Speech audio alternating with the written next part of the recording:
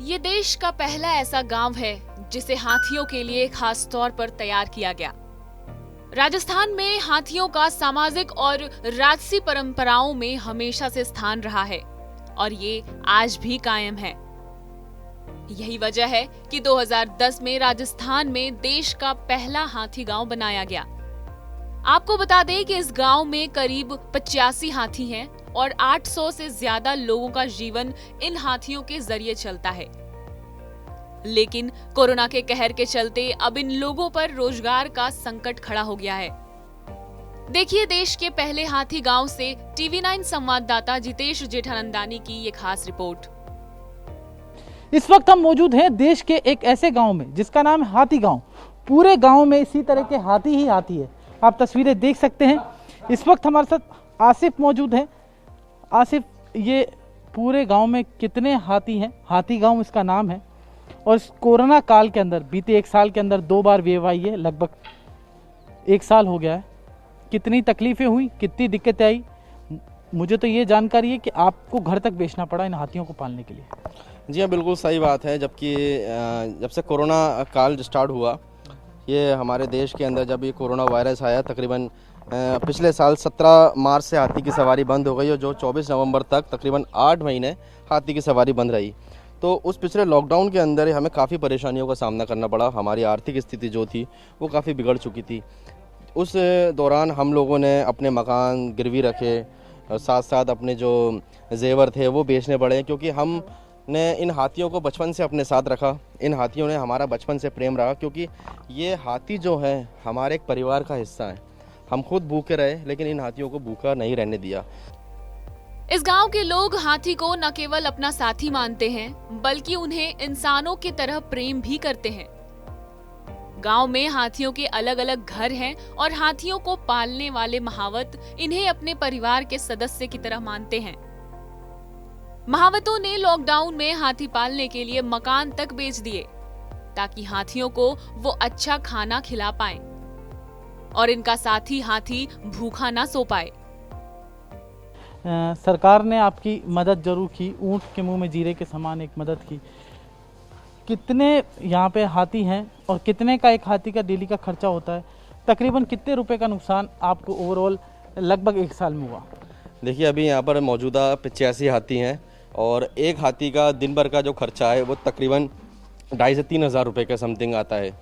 जो हमारे हाथी यहाँ पर मौजूद हैं उनके हिसाब से अभी तक जब से टूरिज़्म बंद है तब से करोड़ों रुपए की कमाई की हमारे हानि हुई, जिसमें सरकार का भी नुकसान हुआ और साथ साथ हमारे हाथी पालकों का भी नुकसान हुआ। ओवरऑल तो मुश्किल है कहना कि कितना नुकसान हुआ, लेकिन हाँ, उम्मीद सारी चीज़ें यही है कि इसमें बहुत सारा नुकसान हो, क्योंकि एक हाथी जब आमिर किले जाता है उसकी 1100 रुपये प्रति नंबर की राइड है। 1100 रुपये प्रति हाथी के हिसाब से उस हाथी को मिलते हैं, जिसमें से तकरीबन एक दिन में जब पीक सीज़न होता है 4 से 5 नंबर हो जाते हैं और एवरेज ओवरऑल अगर साल के अंदर कैलकुलेशन करें तो 3-4 नंबर रोज़ के होते हैं।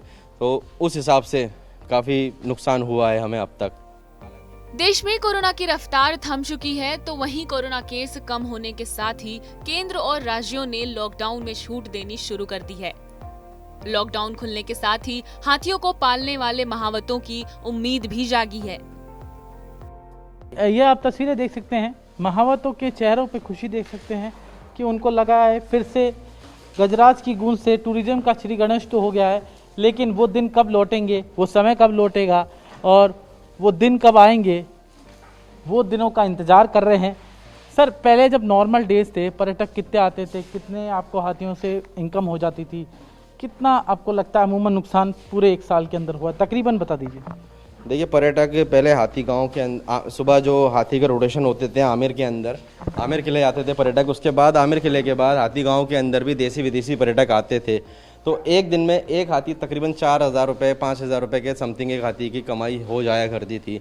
उस हिसाब से अभी तक अगर हम कैलकुलेशन करें तो तकरीबन 8 से 10 करोड़ रुपए जो अगर हम सोचें कि हाँ इसमें नुकसान हुआ है सारे हाथियों का, जिसमें हाथी का चारा हम लोग ही प्रोवाइड करते हैं, हाथी महावत को तनख्वाह जो देनी है, हाथी का मेडिकल्स हैं, वो सारी चीज़ें हैं। एक हाथी का खर्चा मैंने आपको बताया ही, एक हाथी का खर्चा दिन में 2,500 रुपये के समथिंग एक हाथी का खर्चा आता है, जिसमें ये मोस्टली गन्ना है, क्योंकि लॉकडाउन के बाद से ही किसानों पेट्रोल डीजल बढ़ गए, उसके साथ साथ हमारे जो गन्ने के भाव थे और जो हाथी के चारे के भाव था वो भी बहुत ज़्यादा बढ़ गया, क्योंकि पहले हमारा जो चारा था वो 300 से 350 रुपये प्रति कुंटल के हिसाब से आ रहा था, अब वही चारा 500 से 600-700 रुपये कुंटल के हिसाब से हमें लेना पड़ रहा है। 2 हाथी पालक हैं, उन्होंने एक वक्त की रोटी खाई, मकान बेचा और अब उम्मीद है कि ज़िंदगी पटरी पर लौटेगी। महावतों के चेहरे आप देख सकते हैं कि अब उनके एक उम्मीद है कि फिर से गुलजार होगा पर्यटक व्यवसाय, फिर से उम्मीद जगी है, गजराज की गूंज हुई है, टूरिज़्म फिर से श्री गणेश हुआ है। लेकिन उम्मीद है कब पर्यटक आएंगे और कब सैर होगी, हाथी सवारी होगी जयपुर के आमेर महल के अंदर। महावतों के चेहरों पे खुशी ज़रूर है, लेकिन अब तो इंतज़ार है सिर्फ पर्यटकों का।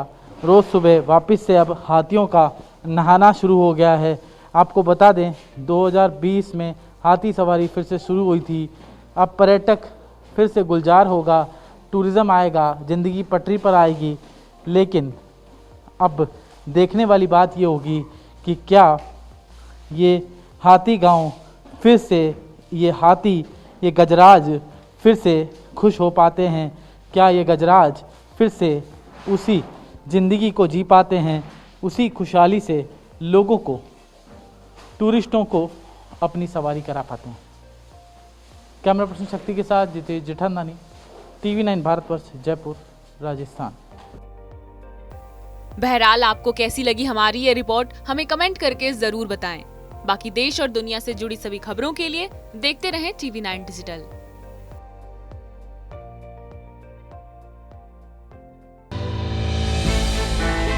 हमने की गलती फिर एक बार, कोरोना ने किया दोबारा प्रहार। मास्क, 2 गज दूरी, करें अपनी सुरक्षा पूरी। कोरोना टीका हम सबको लगाना है, मिलकर साथ समझदारी से कोरोना को हराना है।